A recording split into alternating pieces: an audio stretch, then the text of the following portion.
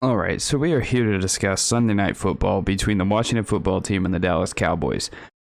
Now, ever since I started doing the standalone primetime games as reviews, I really enjoy doing it, and this is something that it's something I enjoy doing because I don't really enjoy doing a full-on recap of all the games. I prefer to keep it to the primetime games and the Chiefs games. That's simply how I enjoy doing it. And then when I do the power rankings, I can discuss the teams that are in the top 10 predictions. I can discuss the teams from the last week. There's other ways to talk about the games than just simply doing a full-on recap. So the standalone games, I just find an easier way to talk about them. This game was just an absolute clowning, dominating. I don't know what other words to use to describe this game. It was probably one of the biggest beatdowns that I've ever seen in my entire life. And I'm not even kidding. This game was a complete beatdown of the Washington football team. The Cowboys scored 56 points. Washington scored 14. This game, I don't think I've ever seen a bigger beatdown in my life. I'm being serious when I say that. The Cowboys could do literally anything they wanted this entire game. Anything.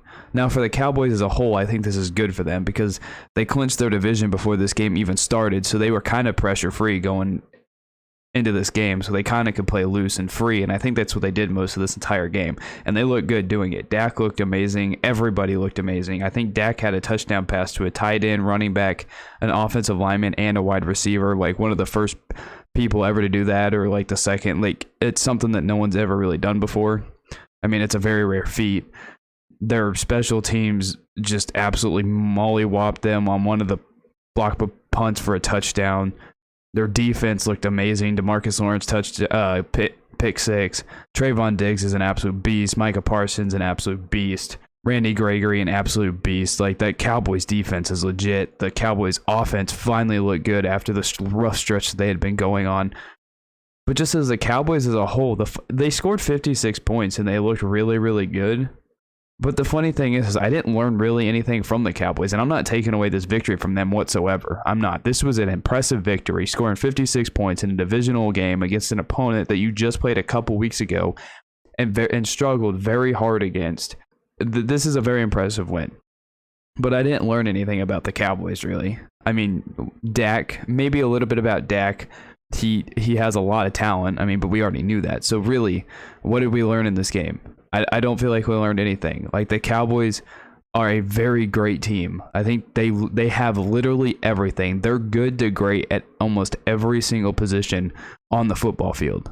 The one controversial take that I'll have is I think that Tony Pollard should be getting more carries than Zeke Elliott. I really do. But other than that, they have the wide receivers, they have the offensive line, they have the quarterback, they have the defense. What's missing from the Cowboys? A kicker? I mean, he's missed a couple kicks all year. I mean, it is what it is. It happens. So the Cowboys, they have everything to win a Super Bowl. They do. But the team that I learned more about is Washington. Like, I knew that franchise was just in complete shambles going into this season. But this franchise is not good whatsoever. Because I literally was writing notes from this game. And I usually wait until halftime of each of the games and I'll write down notes. And the only note that I literally wrote down for this entire game was that the Washington football team was fighting each other on the bench. Like, that's the only thing that I have written down for Washington in this game. The only thing. That's the only note that I have written down for this entire game to begin with. I have the score written down, that one note, and the fact that the Cowboys have clinched their division. That's all I have written down. But for Washington, I learned probably more about Washington again in this game than I did Dallas. And there wasn't really much to learn to begin with. We knew what Dallas had the potential to be. They just had to live up to it. It's kind of like the Chiefs. We knew the potential they had. They just had to show up more earlier on in this season. They had to get out of their own way and just start performing at the level that they have. The Chiefs finally did it, and I'm very happy. My team is finally doing well. The same with the Cowboys. We knew the potential that this team had, and they just weren't living up to it.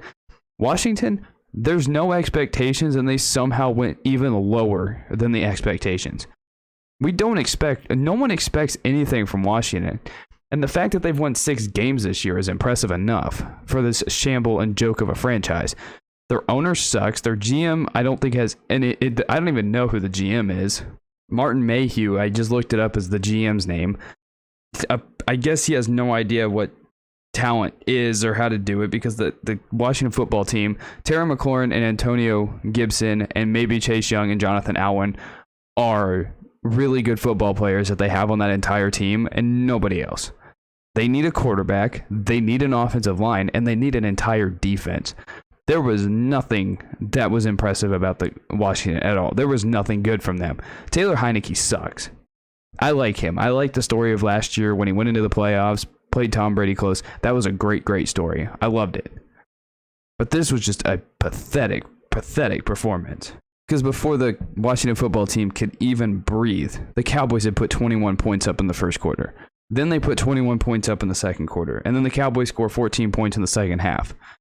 14 points alone in a single half is usually considered a fairly good first half for a lot of football teams. The Cowboys were able to put 21 points up twice in two quarters. This was just an absolute clowning, an absolute beatdown. Washington stinks. This Cowboys defense is one of the most legit defenses in football. They are scary. They are legit. And I feel bad for the broadcast crew. I mean, the broadcast crew was kind of stupid at some places. Like, sometimes they just made absolutely no sense, but they were trying to fill for time because there was absolutely nothing to talk about. They were trying to fill time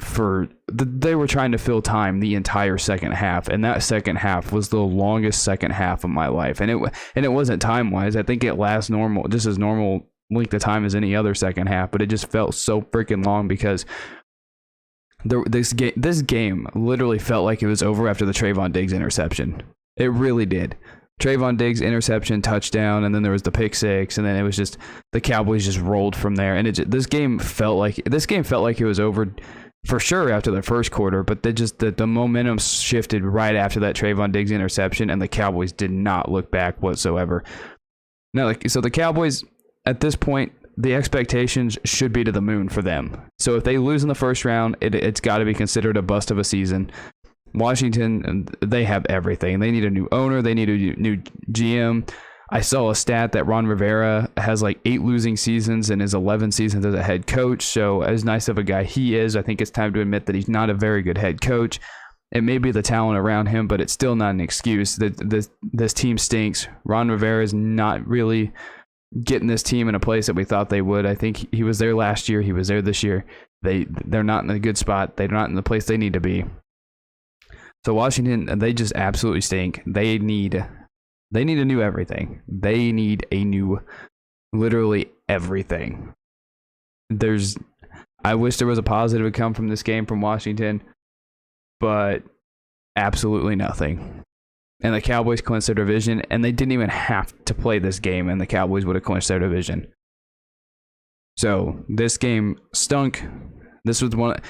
I mean, I love points being scored, but this has to be the most points scored in a game where I was absolutely bored the entire time.